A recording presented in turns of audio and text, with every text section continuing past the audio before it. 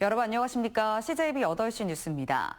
증평군 선거방송토론위원회가 주관하는 증평군수 선거 후보자 토론회가 조금 전까지 CJB에서 개최됐습니다.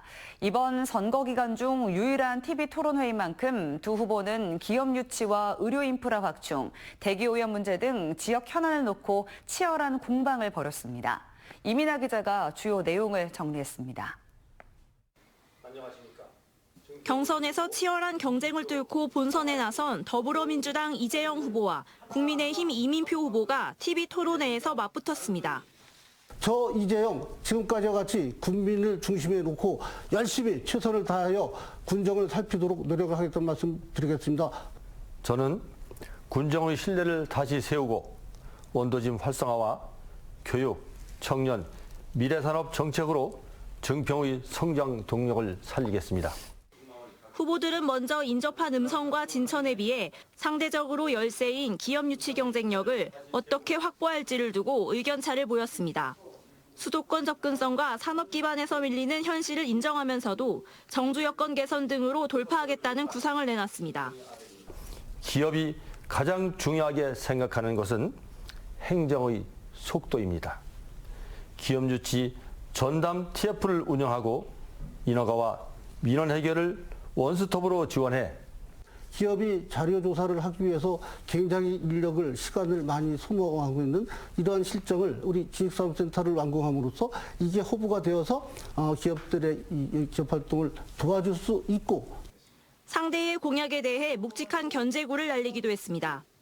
이민표 후보는 이재영 후보의 공보물에 기재된 증평경찰서 유치 문구를 파고들었고 증평경찰서 유치 및 치안 강화 이거 이 후보니 한 거 맞습니까? 이것을 누가 했느냐 이게 중요한 것이 아니라 이미 증평에서 경찰서 때문에 굉장히 치안의 부재로서 고통을 받고 있었는데 이재영 후보는 이민표 후보의 군청 앞 지하 공영주차장 설립에 대해 꼬집었습니다. 지하에 300명 규모의 주차장을 만든다고 하셨는데 지금 주요 공약 이 부분에 나와 있는 게 아니고요. 지금은 원도시 활성화를 위한 복합타운 조성 이거와 관련해서 주차장 확보하는 걸로 포함되어 있습니다. 대형 종합병원이 없는 증평의 의료 공백 문제도 쟁점이었고 청주 부기면 소각장과 미암리 산업단지에 따른 미세먼지와 대기오염 문제를 둘러싼 공방도 이어졌습니다. 후보들은 70여 분 동안 이어진 토론에서 지역 현안 해결 방안과 공약 실현 가능성을 놓고 팽팽한 설전을 벌였습니다. CJB 이민아입니다. 그동안 충북에서는 단 한 표 차이로 당선과 낙선이 가려진 선거가 적지 않았습니다. 그만큼 한 표가 갖는 의미는 더 클 수밖에 없는데요. 이번 선거에서 2000년대 들어 처음으로 지방선거 투표율이 60%를 넘을지도 관심사입니다. 이태영 기자입니다. 지난 2002년 제3회 지방선거 충주시의원 선거에서 주덕읍에 출마한 곽호종 후보는 무소속 김종화 후보에게 밀려 낙선했습니다. 당시 표차는 단 한 표. 하지만 4년 뒤 치러진 선거에서 한나라당 소속으로 다시 도전한 곽 후보는 3명을 뽑는 충주시 가선거구에서 3등으로 의회에 입성했습니다. 이때도 4등과의 표차는 단 한 표였습니다. 4년 사이 한 표에 웃고 울었던 당시 상황을 동료 의원은 이렇게 기억했습니다. 며느리하고 아들하고 주소를 주덕으로 옮겼어. 자기 지역구로. 그런데 뚜껑을 열어보니까 한 표 차로 이겼어요. 만일에 두 분을 자제를 내 집으로 안 옮겨놨으면 또 한 표 차에 떨어진 거야. 이에 앞선 1998년 제2회 지방선거에서도 충북에서는 한 표 차이로 두 곳에서 승부가 엇갈렸습니다.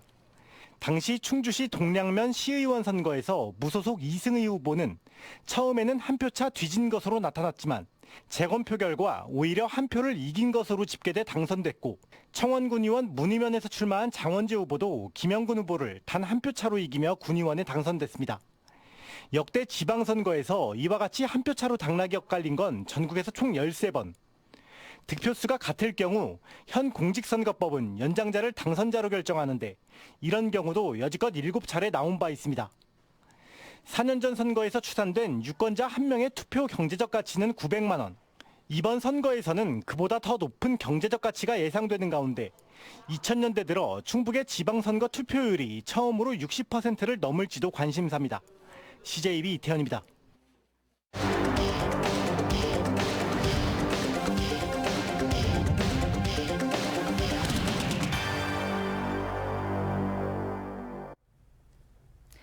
지난주 CJB는 뉴스 데이터 분석을 통해 충북지사 후보들의 안전, 경제, 문화 공약을 차례로 살펴봤습니다.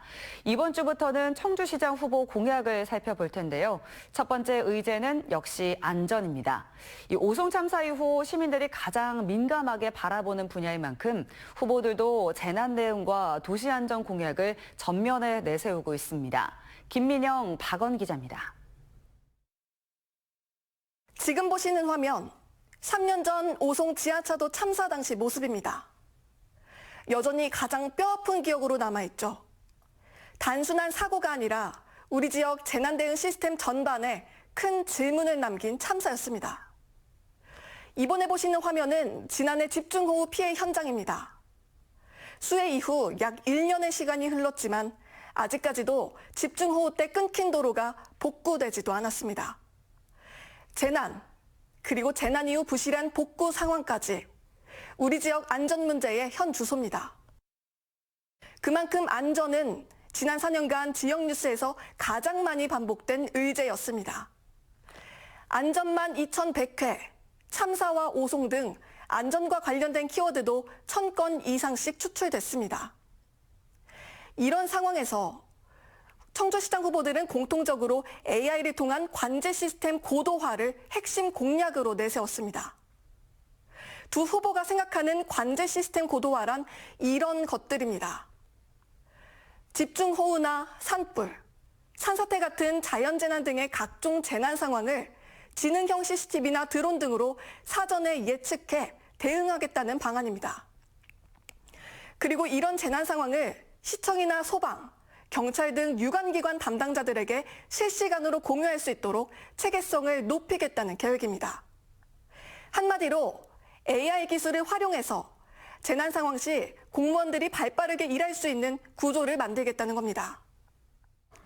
그런데 여기서 짚어볼 점이 있습니다.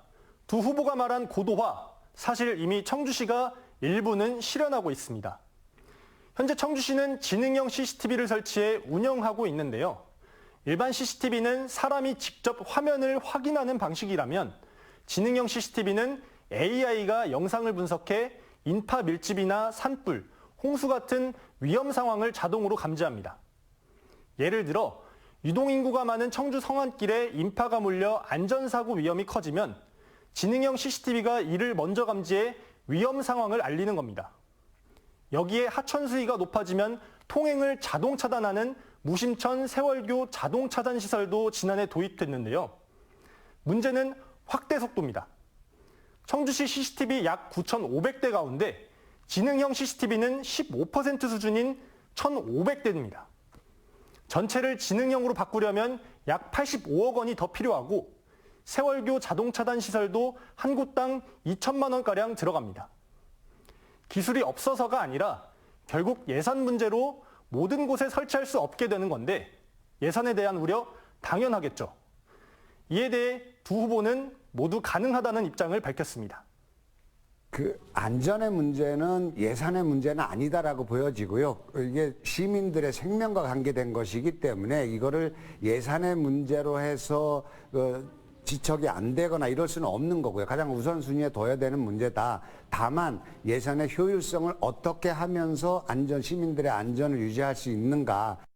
재난 대응에 관련된 예산은 그렇게 큰 예산이 소요가 되는 건 아니고 이미 이 재예방 사업은 지속 사업이고 계속해서 신속하게 준공을 하면 되는 거고 재난 대응 시스템은 그렇게 큰 예산이 소요가 되지는 않습니다. 시민들이 체감하는 문제는 예방만이 아닙니다.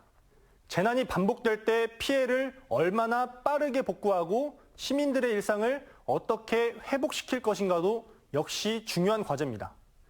후보들은 여기에 어떻게 생각할까요? 후보들의 이야기 들어보시죠. 어떤 AI가 위험 신호를 보냈지만 그럼에도 불구하고 조치가 잘 안 되는 부분들, 최종적으로 이제 사람이 조치를 해야 되기 때문에 관련한 어떤 시청 내의 어떤 공무원들의 배치, 이런 문제들은 좀 더 신경을 써야 되지 않을까 이렇게 생각하고 있습니다. 3년 전의 수에 대해서는 신속하게 응급 복구를 했고 지금 항구 복구 사업은 거의 다 마무리가 됐기 때문에 지금 해야 되는 사업은 이런 재해가 발생하지 않도록 하는 재해 예방 사업에 지금 집중을 하고 있습니다. 두 후보의 공통된 AI와 첨단 기술을 활용한 안전 공약 어떻게 보셨나요? 시민들이 원하는 건 멋진 시스템 구축이 아니라 실제 재난 상황에서 제대로 작동하는 변화일 겁니다. 민선 9기에서 청주시의 안전 공약이 지켜질지 유권자의 관심이 필요합니다. 데이터 공약 검증, 내일은 청주시장 후보들의 경제 공약을 전해드립니다. 다음 소식입니다. 국민의힘 김영환 후보 선거대책위원회는 오늘 도청 브리핑룸에서 기자회견을 열고 신용환 후보 재산의 88%가 4인간 채권인 이유를 밝히라고 공개 질의했습니다. 김 후보 선대위는 중앙선거관리위원회에 공개된 신 후보 재산 신고를 보면 재산 33억 가운데 29억이 4인간 채권이라며 4인간 채권 형성 경위와 연간 소득 구조를 밝히라고 요구했습니다. 이에 대해 신용환 후보 선대위는 지난 10년간 정부와 청와대, 더불어민주당의 강도 높은 검증을 아무 문제 없이 통과했다고 반박했습니다. 청주 운천동의 한 노래방에서 지인 한 명을 살해하고 또 다른 지인을 중태에 빠뜨린 60살 백승태의 신상이 공개됐습니다. 경찰이 신상 공개를 결정했지만 백 씨가 이의를 제기하면서 공개까지 9일이 걸렸는데요. 저희가 범행 직후 현장 모습과 검거 당시 CCTV 영상을 단독 입수했습니다. 이완 기자입니다. 왼쪽 배를 움켜쥔 채 엘리베이터에서 내리는 한 남성. 손에는 피가 흥건히 묻어 있습니다. 간신히 건물 밖으로 나가 겨우겨우 신고를 하더니 이윽고 쓰러집니다. 곧바로 현장에 도착한 경찰과 소방이 이 남성을 병원으로 이송했고 1시간 30여 분을 수색한 끝에 지하 노래방에 있던 60대 피의자를 검거했습니다.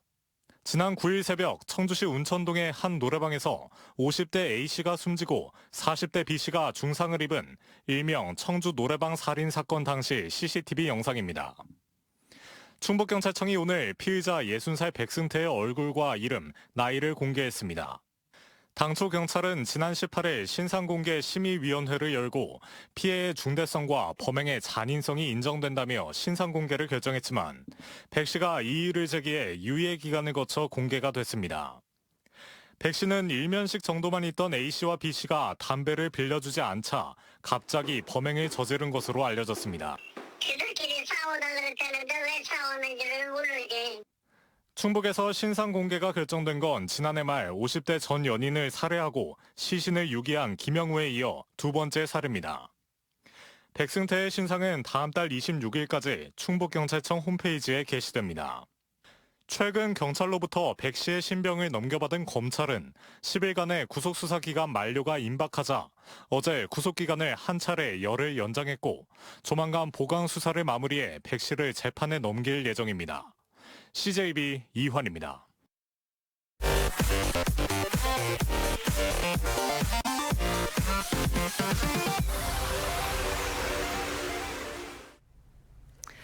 영동경찰서는 술에 취해 선거 유세를 방해한 60대 남성 A씨를 공직선거법 위반 혐의로 불구속 입건했습니다. A씨는 지난 25일 낮 12시 25분쯤 영동 전통시장 인근에서 유세를 하던 국민의힘 정영철 영동군수 후보에게 고성을 지르고 삿대질을 하는 등 연설을 방해한 혐의를 받습니다. 경찰 조사 결과 A씨는 정 후보가 군수 재임 시절 자신의 민원을 받아들이지 않자 소란을 피운 것으로 파악됐습니다. 5회 도시군 정책협의회가 오늘 도청 대회의실에서 열렸습니다. 이동옥 행정부지사 주재로 열린 오늘 협의회는 공모사업 도시군 매칭 비율 기준과 전환사업 도비 보존율 개편안 등 재정 건전성을 확보하기 위한 방안이 집중 논의됐습니다. 충청북도는 고유가 피해 지원금 2차 지급 신속 집행 등 민생 안정을 위한 시군의 적극적인 협조를 당부했습니다.